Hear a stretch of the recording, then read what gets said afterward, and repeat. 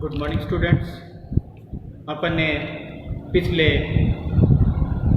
9 period के अंदर जो है ने लगातार कोर्डेटा के क्लासिफिकेशन को किया और जैसा कि अपने लास्ट में हमेशा एक पीरियड टॉपिक पर जस्ट टॉक के नाम से कंसल्ट करते हैं। फर्स्ट ईयर के अंदर जो है आते आते ही 15 दिन का एक पीरियड अपने लगाते हैं जिसमें जस्ट टॉक का मतलब है क्लासिफिकेशन। जब टैक्सोनॉमी शुरू करते हैं बहुत डीपली सारे सब्जेक्ट्स उसके अंदर डिस्कस करने होते हैं, तो बेसिक नॉलेज जो है सारा का सारा रिपीट करना होता है, वो अपने किया था। उसी तरीके से जब ये कोर्डेटा का जो 30वां फाइलम जब अपने क्लासीफाई कर लिया है तो लास्ट में अपने इस पे डिस्कस कर रहे हैं। और वही जस्ट टॉक, किसी प्रकार के कोई क्वेश्चन हो, किसी भी तरीके का कोई प्रॉब्लम हो तो आप मुझे कॉल कीजिए या आप मैसेज छोड़ दीजिए, उसका आंसर जो है आपको विदिन 5 मिनट्स आपको प्रोवाइड करा दिया जाएगा। मेरे पर्सनल नंबर पर मैसेज छोड़ देना। और किसी भी तरीके का कोई भी स्टडी के अंदर कोताही नहीं बरतनी है। अपने को एक टारगेट रखना है दुनिया में, चाहे कोरोना हो चाहे कुछ भी हो, अपना उद्देश्य एक ही है, अपनी बेटर लाइफ और अपना मतलब बेटर लाइफ के बारे में सोचना। अपने को एक अच्छे से देखो, हिंदुस्तान की सबसे बड़ी बात यही है, आप जानते हो कैसे, जब सारे डर रहे थे कोरोना से, मर जाएंगे, उधर मर जाएंगे, इधर मर जाएंगे। और अपने गांव में क्या हो रहा था, अपने गांव में अपने घरों में 2 साल का अचार जो है, साल का कम से कम अचार जो है केरी का बनाया जा रहा था। ये मैं खुद एक दिन घर बैठे सोच रहा था, मेरी माँ और बैठे अचार बना रहे थे, तो मैं सोच रहा था जब सारे कह रहे हैं कि कोरोना से तो मर ही जाएंगे, तो 1 साल तक अचार चलेगा, मतलब 1 साल तो जीतेंगे, कोई दिक्कत नहीं। तो देखो, सबसे होपफुल जो लोग, सबसे उम्मीद और आशावान लोग जो होते हैं वो अपने हिंदुस्तान के हैं और हमको इस बात पे गर्व होना चाहिए। चलो कोई बात नहीं, अपने बात करते हैं कि जैसे फर्स्ट ईयर के अंदर अपने शुरू में सारी चीज़ें रिपीट की थी, पहले अपने बेसिक नॉलेज को रिपीट किया था, उसी प्रकार आज अपने इस टॉपिक को रिपीट करते हैं, क्लासिफिकेशन ऑफ कोर्डेटा को। और इसके अंदर जो है अपने जब क्लासीफाई करने चले थे कोर्डेटा को, तो सिंपल सी बात है, शुरू के अंदर जो है अपने पास कुछ एनिमल्स का ग्रुप्स लिया था जिनके अंदर कुछ मुख्य कोऑर्डिनेट कैरेक्टर, यानी जिसको बोलते हैं प्राइमरी कोऑर्डिनेट कैरेक्टर जो है पाए जाते थे। कौन कौन से थे वो प्राइमरी कोऑर्डिनेट कैरेक्टर जो है, यानी जीवन की किसी न किसी अवस्था के अंदर नोटोकॉर्ड का पाया जाना, ठीक है, याद आगे वो चारों कैरेक्टर जिसमें पाए जाते थे उनका एक ग्रुप लिया। ग्रुप लेने के बाद में उनको जो है वर्गीकृत करना शुरू किया। तो सबसे पहले उसको फाइलम कोर्डेटा के जंतुओं को 2 ग्रुप के अंदर डिवाइड किया था। और 2 ग्रुप कौन कौन से थे? एक ग्रुप वो लिया जिसके अंदर छोटे छोटे जंतु पाए जाते थे और जिनके अंदर जो है किसी भी प्रकार का कोई खोपड़ी या स्कल नहीं पाया जाता था, उनको लिया था और उनको नाम दिया था एक्रेनिया या प्रोटोकॉर्डेट, एक्रेनिया या प्रोटोकॉर्डेट। और उधर ग्रुप बी लिया था, दूसरा ग्रुप लिया था, उसमें उनको रखा था जिनके अंदर सिर के ऊपर जो है एक मतलब पूरा शीर्ष भाग जो है एक अस्थि की बनी हुई ठोस खोपड़ी के अंदर ब्रेन पाया जाता था, ठोस खोपड़ी पाई जाती थी, जबड़े पाए जाते थे, उनको जो है अपने नाम दिया था क्रेनिएटा या फिर यूकोर्डेटा, EUCHORDATA, याद रहेगा, यूकोर्डेटा। अब इधर अपने चलते हैं एक्रेनिएटा या एक्रेनिया। एक्रेनिया या प्रोटोकॉर्डेटा के जो जंतु थे उनको 3 सब फाइलम में डिवाइड किया था। पहला सब फाइलम हेमिकोर्डेटा, दूसरा सब फाइलम यूरोकोर्डेटा और तीसरा सब फाइलम सिफेलोकोर्डेटा। यहाँ याद रखना, आपको एक बात बता रहा हूँ, बहुत लंबे समय तक जो यूरोकोर्डेटा है उसको अलग फाइलम के रूप में स्टडी किया जाता था, क्योंकि इन जंतुओं के अंदर एक खास बात होती है कि सिर्फ इनके लार्वा अवस्था के अंदर ही नोटोकॉर्ड पाई जाती है, वयस्क जंतु में नोटोकॉर्ड नहीं पाई जाती है। फिर जब इनके लाइफ साइकिल की पूरे जीवन चक्र की स्टडी की गई तब देखा कि इनके लार्वा के अंदर नोटोकॉर्ड पाई जाती है और कुछ लक्षण ऐसे थे जो कि कोर्डेटा के अंदर, फिर उस पूरे फाइलम को उठा के इधर सब फाइलम में रख दिया गया। ठीक है, तो ये भी याद रखने की बात है। अब अपने देखते हैं कि सबसे पहला सब फाइलम हेमिकोर्डेटा। हेमिकोर्डेटा के जो जंतु थे उसके जो समुद्र में पाए जाने वाले जीव थे हेमिकोर्डेटा, यूरोकोर्डेटा और सिफेलोकोर्डेटा। मोस्ट ऑफली सारे के सारे जंतु जो है इसमें समुद्री जंतु थे। समुद्री जंतु थे क्या, है, मतलब कुछ जंतु विलुप्त हो गए, कुछ है, वो सारे के सारे समुद्र में पाए जाने वाले जंतु हैं। तो हेमिकोडेटा के अंदर जो है 2 क्लासों को रखा गया। कौन कौन सी 2 क्लास थी, एंटेरोन्यूस्टा और टेरोब्रैंकिया, एंटेरोन्यूस्टा और टेरोब्रैंकिया। और इधर चलते हैं तो यूरोकोडेटा के अंदर 3 क्लास रखी थी, एसिडिया, थैलेसिया और लार्वेसिया। 3 क्लासों का जो है अपने इसमें वर्गीकरण के अंदर 3 क्लासों में वर्गीकृत किया था यूरोकोडेटा सबफाइलम को। फिर इधर सिफेलोकोडेटा की बात करते हैं तो इसमें एक ही क्लास रखी थी जो थी लेप्टोकार्डी। ठीक है, याद रह जाएगा। अब अपने चलते हैं दूसरी साइड के अंदर। दूसरी साइड में कौन सा, अपना यूकोडेटा या जिसको अपने क्रेनिएटा कहते हैं, जिनमें खोपड़ी पाई जाती, जिनमें स्कल पाया जाता था, उसको जो है एक ही सब फाइलम में रखा था। उन सभी जंतुओं को एक ही सब फाइलम के अंदर रखा और सब फाइलम का नाम रखा वर्टिब्रेटा। याद आ गया, वर्टिब्रेटा। अब वर्टिब्रेटा को जो है 2 डिवीजन में, यहाँ पर जो सब फाइलम है उसको सीधा क्लास में डिवाइड ना करके इसमें डिवीजन के अंदर वर्गीकृत किया गया, एग्नेथा और ग्नेथोस्टोमेटा। एग्नेथा मतलब ग्नेथो शब्द जो होता है मुख से होता है, कि मुख जैसी संरचनाएं पाई जाती थी या नहीं पाई जाती थी। एग्नेथा और ग्नेथोस्टोमेटा, एग्नेथा और दूसरा जो है ग्नेथोस्टोमेटा। अब जब अपने देखते हैं कि एग्नेथा और ग्नेथोस्टोमेटा जो जंतु है वो कौन कौन से जंतु होते हैं, उनके बारे में अपने जब बात करते हैं तो एग्नेथा के अंदर जो जंतु थे उनमें जबड़े नहीं पाए जाते थे, जाबलेस जंतु थे, बहुत ही आदिम प्रकृति के प्रीमिटिव जंतु रखे गए। और ये मछलियों के समान जंतु थे जो कि मोस्ट ऑफली सारे के सारे समुद्र में पाए जाते थे और इनके अंदर किसी भी प्रकार के कोई उपांग नहीं पाए जाते थे। युग्मित उपांग जो होते हैं उनका अभाव होता था। इनके अंदर कुछ फिन्स वगैरह पाई जाती थी। एग्नेथा को जो है 2 क्लास के अंदर जो है वर्गीकृत किया गया था। 2 क्लास कौन कौन सी थी, ओस्टेकोडर्मी और साइक्लोस्टोमेटा। ओस्टेकोडर्मी और साइक्लोस्टोमेटा, साइक्लो और स्टोमेटा मतलब चक्रिक मुख वाले, और ओस्टेकोडर्मी जो है वो सिलुरियन और डिवोनियन पीरियड के अंदर जो लगभग 5 लाख वर्ष पूर्व जो है जंतु क्या थे, विलुप्त हो गए थे, तो उनको जो है इसमें रखा गया था। साइक्लोस्टोमेटा के अंदर अगर अपने देखें तो ऑर्डर जो है इसमें रखे गए लगभग जो है इसमें बहुत सारी स्पीसीज थी, 50 स्पीसीज को वर्गीकृत किया गया था।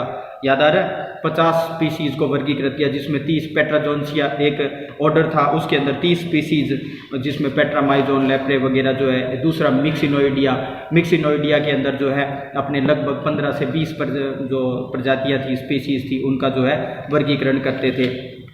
फिर उसके बाद में अपने चलते हैं नेक्स्ट आगे जो क्लासिफिकेशन अपना आगे चलते हैं तो किधर, ग्नेथोस्टोमेटा का।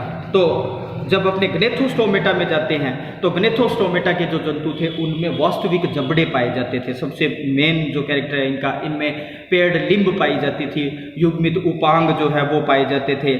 और इसको जो है आगे जब वर्गीकृत किया तो 2 सुपर क्लास के अंदर वर्गीकृत कर लिया था। सुपर क्लास कौन कौन सी थी, एक तो पीसीज और दूसरे टेट्रापोडा। पीसीज मतलब मछलियाँ और टेट्रापोडा 4 पैर वाले। तो पीसीज को जो है अपने आगे जो है 3 क्लास के अंदर कौन कौन सी क्लास थी, प्लेकोडर्माई, कॉन्ड्रेक्थीज और ऑस्ट्रिक्थीज। प्लेकोडर्माई, कॉन्ड्रेक्थीज और ऑस्ट्रिक्थीज, इन 3 क्लासों के अंदर वर्गीकृत किया गया था। और इसमें सारी की सारी बोनी फीसीज और दूसरी फीसीज जो है उनको वर्गीकृत कर दिया गया था। तो इनको जो है इसके अंदर क्लासिफाई किया गया था। इधर अपने आते हैं टेट्रापोडा के अंदर। तो पीसीज का जब क्लासिफिकेशन कर दिया, पीसीज को जैसे कॉन्ड्रेक्थीज, ऑस्ट्रिक्थीज अलग अलग आपको बताए थे साइंटिस्ट थे, और उन अलग अलग साइंटिस्टों ने अलग अलग जो है लगभग स्लूज ने 600 स्पीसीज को क्लासिफाई किया। सिलिकाई, होलोसेफिलाई वगैरह जो है उसमें वर्णन किया। कुछ आज तक विलुप्त हो चुकी है जातियाँ, उनका वर्णन किया। कुछ जो है दूसरी प्रजातियाँ, उनका वर्णन किया। तो उसके बाद जो है ऑस्ट्रिक्थीज वगैरह, ऑस्ट्रिक्थीज के अंदर जो लगभग है वो 19 ऑर्डर को जो है वर्गीकृत किया गया था। तो अपने को ऑर्डर तक नहीं जाना क्योंकि आपके सिलेबस में अप टू क्लास लेवल और सब क्लास लेवल और ऑर्डर लेवल जो दिया हुआ है, तो अपने को जो है अपने अप टू ऑर्डर मतलब अप टू सब क्लास या अप टू ऑर्डर, अगर सब क्लास दिए तो उससे ऊपर ऑर्डर दिया तो उससे ऊपर तक जो है अपने को वर्गीकृत करना है। तो उनका सारों का वर्णन करने के बाद अपने देखते हैं सुपर क्लास टेट्रापोडा। टेट्रापोडा के अंदर मोस्ट जो विकसित जंतु थे उनको रखा गया, और ये विकसित जंतु जो है वो 4 क्लास के अंदर वर्गीकृत किए गए। सुपर क्लास टेट्रापोडा, 4 क्लास के अंदर वर्गीकृत की गई। एम्फीबिया को जो है अपने जब किया था 2 सब क्लास के अंदर स्टिगोसेफेलाई और लिस एम्फीबिया के अंदर जो है अपने वर्गीकृत किया था। स्टिगोसेफेलाई और लिस एम्फीबिया, स्टिगोसेफेलाई के अंदर 3 ऑर्डर थे और सभी के सभी एक्सटिंक्ट है, और लिस एम्फीबिया के अंदर एपोडा, यूरोडेला और एन्यूरा जो है 3 ऑर्डर रखे गए, जो कि काफ़ी जंतु जिम्नोफियोना, कॉर्डेटा और सिलेंसिया जो है नाम दिए गए थे।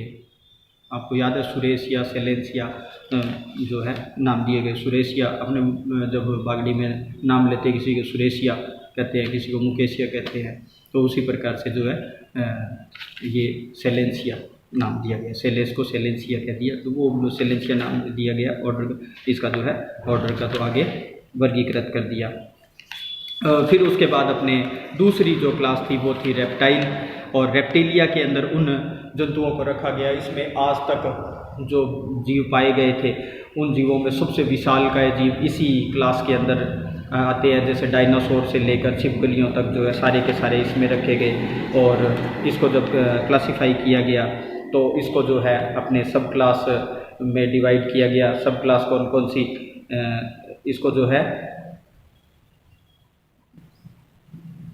एनेप्सिडा, यूरेप्सिडा, पेराप्सिडा, साइनेप्सिडा, डायप्सिडा, तो इसमें जो है कुछ लिविंग ऑर्डर थे, रिंकोसेफेलिया, स्क्वेमेडा और क्रोकोडिलिया, और इधर जो है कोटिलोसूरिया वगैरह जो है इधर रखे गए। तो इनके अंदर जो है आपको बताया था लेसरटेलिया और उप ऑर्डर सब ऑर्डर जो थे लेसरटेलिया और ओफीडिया जो है।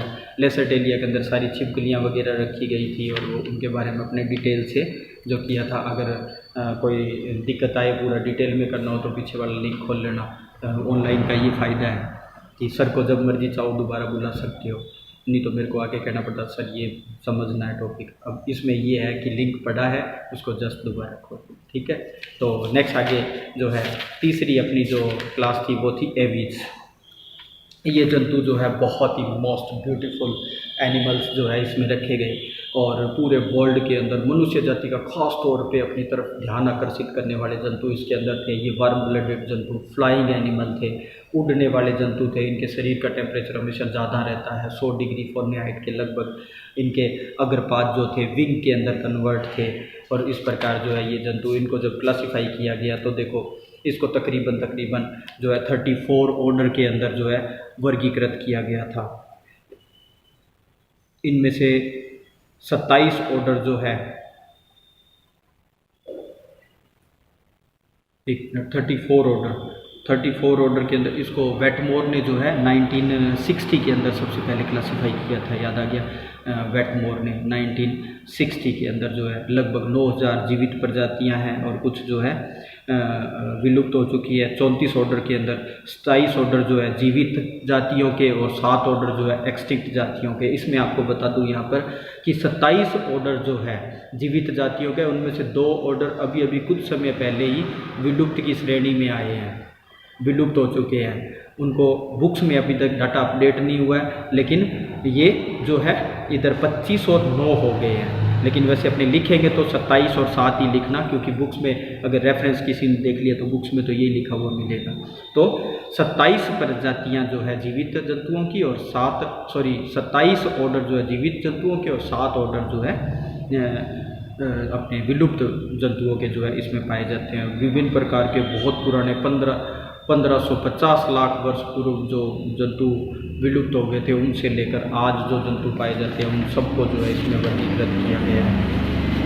और लास्ट में क्लास आती है मेमेलिया। मेमेलिया को जब क्लास को अपने देखते हैं तो मेमेलिया को 2 सब क्लास के अंदर, प्रोटोथीरिया और थीरिया के अंदर। प्रोटोथीरिया को जो है एक ही ऑर्डर में मोनोट्रीमेटा के अंदर रखा, और थीरिया को जो है 2 इंफ्रा क्लास के अंदर रखा था, मेटाथीरिया और यूथीरिया।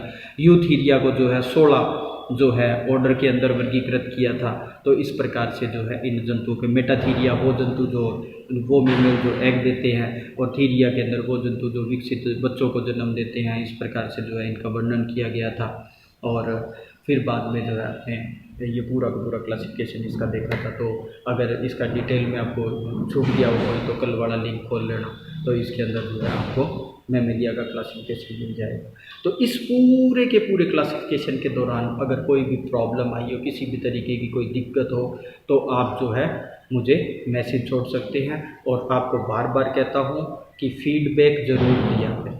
कोई भी स्टूडेंट देखता है या नहीं देखता है, कोई पता ही नहीं चलता किसने देखा है किसने नहीं देखा है। अगर पढ़ना है तो आप फीडबैक दिया करें, और फीडबैक देने के बाद में मतलब ग्रुप में ही डाल दो, भले ही लगता क्या है, ठीक है, तो मैसेज कर दिया करो कि हमने देख लिया, ताकि हमें भी तो उत्साह बना रहे, हमारे बच्चे देख रहे हैं कि नहीं देख रहे हैं। क्योंकि देखो हालात बहुत ख़राब है। कैसे? अब वो क्लास जिसमें आप लोग 150 बैठे होते थे और मैं पढ़ाता था, आपकी क्वेश्चनिंग होती थी, मैं आंसर देता था, बहुत मज़ा आता था क्लास के अंदर। अब यहाँ पर गूंगों की तरह अकेले ही बोले जा रहे हैं, ठीक है, आपके लिए जो है मुंह बना रहे हैं। कम से कम जब ग्रुप के अंदर फीडबैक आएगा या आपकी क्वेश्चनिंग आएगी तो कम से कम हमें यूँ लगेगा भाई बच्चे हमसे पूछ रहे हैं, तो कुछ हौसला होगा, उससे हम आपको और बेटर जो है प्रोवाइड करा पाएंगे। ठीक है, किसी भी प्रकार की कोई टेंशन चिंता लेने की जरूरत नहीं है। घर में बैठो, आराम से बैठो, सुरक्षित रहो। घर से बाहर नहीं जाना और मजबूरी में जाना ही पड़ जाए तो सबसे पहले आते ही पहला काम ये करो, अच्छे तरीके से साबुन से नहाओ, सारे कपड़े धो और फिर उसके बाद करो। बाहर से आने वाले व्यक्ति से उचित दूरी बना कर रखो और स्वस्थ रहो। ठीक है, धन्यवाद।